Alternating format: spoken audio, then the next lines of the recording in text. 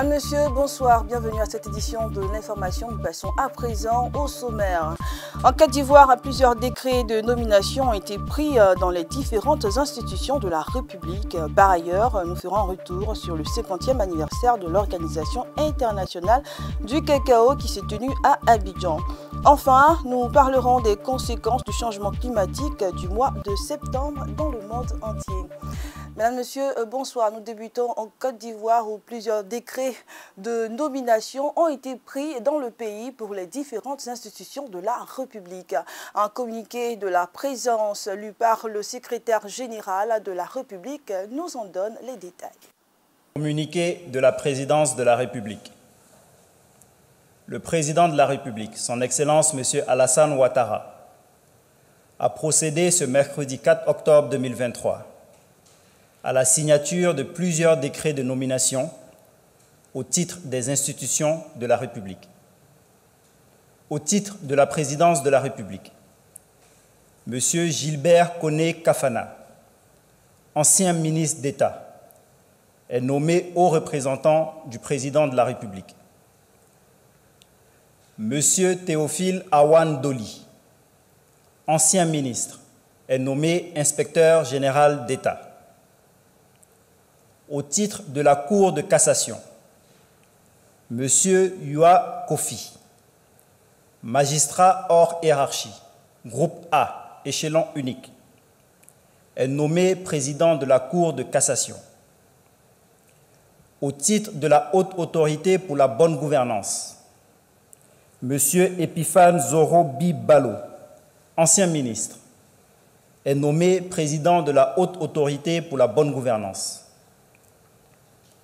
Au titre de la Grande Chancellerie de l'Ordre national, M. Ali Koulibaly, ancien ministre, est nommé Grand Chancelier de l'Ordre national. Par ailleurs, Mme Henriette Dagri Diabaté est nommée Grande Chancelière honoraire de l'Ordre national en reconnaissance de sa grande contribution au rayonnement de l'institution. Le président de la République lui exprime sa gratitude pour sa gestion exemplaire de la Grande Chancellerie de l'Ordre national au cours des dernières années et pour son engagement au service de la nation. Fait à Abidjan le mercredi 4 octobre 2023. Nous sommes toujours en Côte d'Ivoire lors du 50e anniversaire de l'Organisation internationale du cacao qui s'est tenue à Abidjan. Le Premier ministre du pays, M. Patrick Achi, a prononcé un discours dans lequel il a abordé les défis de l'industrie du cacao malgré les grands efforts d'ICCO et a appelé à un changement de paradigme. La Côte d'Ivoire produit plus de 40% du cacao mondial. Il ne s'agit là que d'une partie de la chaîne de valeur mondiale du secteur qui représente 145 milliards de dollars par an. C'est ce qu'a annoncé le gouvernement ivoirien le 3 octobre 2023 à Abidjan pour commémorer le 50e anniversaire de la création de l'Organisation internationale du cacao et du café. Les responsables ivoiriens ont profité de l'occasion pour appeler les acteurs du secteur du cacao à adopter un changement de paradigme. Patrick Achi estime que si Abidjan parvenait à capter seulement 10% de toute cette chaîne de valeur, cela représenterait environ 15 milliards de dollars par an et augmenterait le PIB de 25% grâce à la spéculation sur le cacao. Monsieur Patrick Achi, chef du gouvernement ivoirien, est légitime pour moi de parler de l'amélioration de la filière cacao, car son gouvernement a mis en place déjà une réforme de différentiel des revenus décents qui consiste en une prime de 400 $ américains supplémentaires par tonne versée aux cacaoculteurs pour contrer les prix fluctuants du marché international. Concernant les défis de la filière cacao, le gouvernement ivoirien a indiqué qu'il s'agit d'une économie cacaoyère durable, saluant la résilience des producteurs ivoiriens de cacao en ce début de campagne de commercialisation 2023-2024 avec une production annuelle estimée à plus de 2,2 millions de tonnes. Le Premier ministre a basé également ses propos sur la résilience des cacaoculteurs ivoiriens malgré la hausse récente des cours du cacao.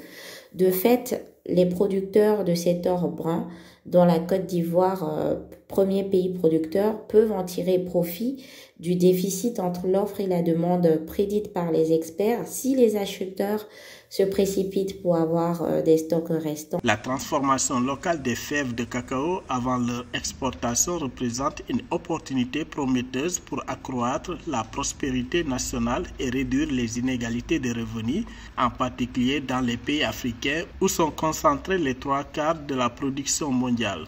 Toutefois, des politiques agricoles adaptées et des mécanismes de soutien appropriés sont essentiels pour atteindre cet objectif. Afin de contribuer à la diversité de l'économie, le gouvernement angolais a décrété l'exemption et la simplification des procédures d'octroi de visa d'entrée en Angola pour 98 pays. L'objectif visé par cette mesure est de diversifier son économie et réduire sa dépendance vis-à-vis des secteurs pétroliers et miniers. Le gouvernement angolais a récemment annoncé la suspension de visas pour les touristes provenant de 98 pays, dont 14 africains. Cette nouvelle mesure a pour objectif de stimuler le tourisme dans le pays et d'encourager les voyageurs à découvrir les richesses naturelles, culturelles et historiques de l'Angola. Cette décision fait partie des efforts du gouvernement angolais pour diversifier l'économie nationale et réduire sa dépendance vis-à-vis des secteurs pétroliers et minier. Considéré comme un secteur clé dans sa stratégie de diversification économique, le tourisme a généré 19,2 millions d'euros de recettes en 2021.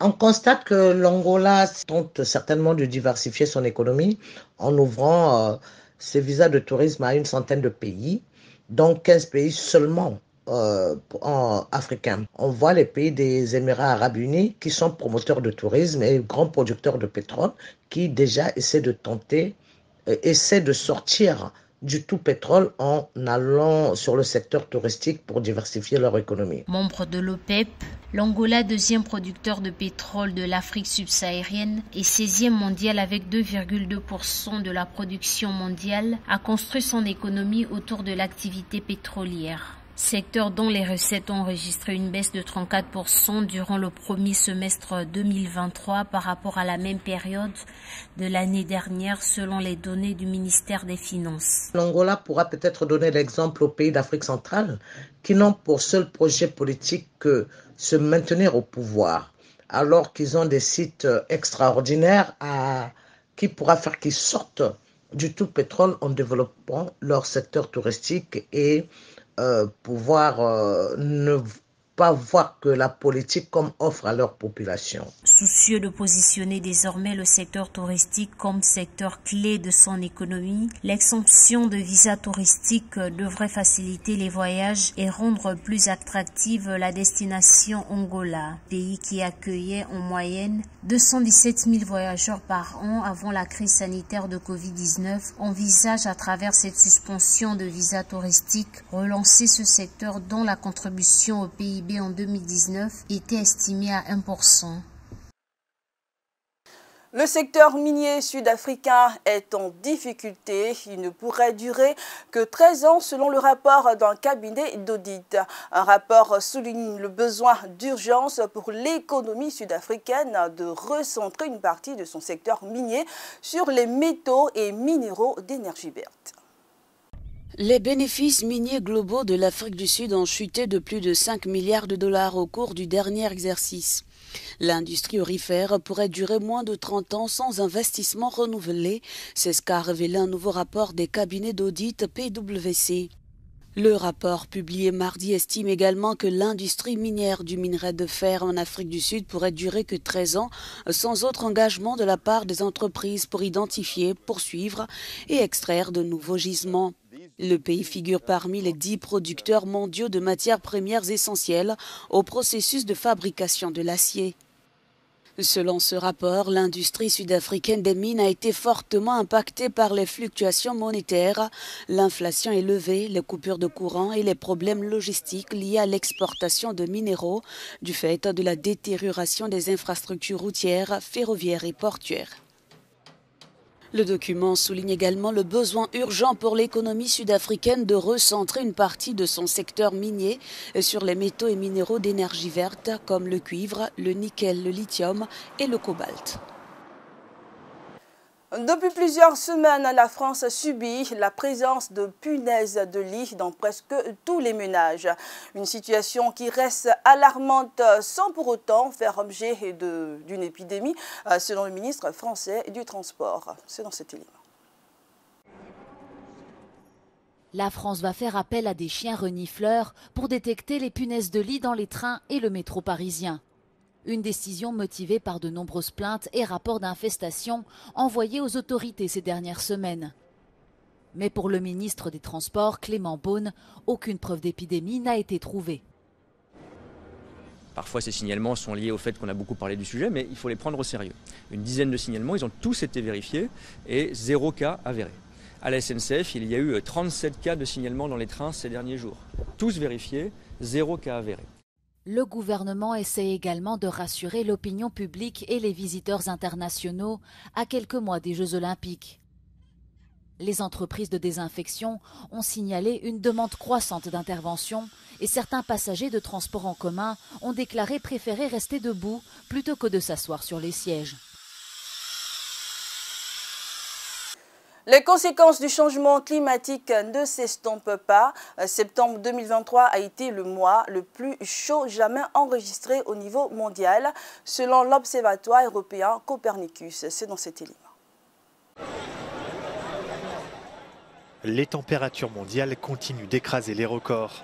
Après un été inédit, septembre 2023 est le mois de septembre le plus chaud jamais enregistré sur la planète, selon l'Observatoire européen Copernicus. Depuis le début de l'année, la température moyenne mondiale est de 1,4 degrés au-dessus de la moyenne pré-industrielle, se rapprochant de la barre des 1,5 degrés de l'accord de Paris. Les données de Copernicus indiquent même pour le mois de septembre une anomalie de 0,9 degrés par rapport aux moyennes récentes de 1991 à 2020. Les 3 derniers mois de 2023 pourraient également être plus chauds en raison du phénomène météorologique El Niño. Des chiffres qui renforcent le sentiment d'urgence d'une action climatique à grande échelle. Tous les continents sont concernés par la hausse des températures. Autre indicateur du réchauffement du globe, les pôles qui continuent de perdre en glace. La banquise de l'Antarctique se maintient à un niveau bas record pour la saison. Celle de l'Arctique est 18% en dessous de la moyenne. Conséquence de ce déséquilibre, des phénomènes météorologiques de plus en plus extrêmes et fréquents. Sécheresse, incendies, tempêtes et inondations ont frappé de nombreux pays au mois de septembre. Merci à vous, chers fidèles téléspectateurs de Miracle TV+, d'avoir suivi cette édition de l'information. Je vous dis au revoir et à bientôt.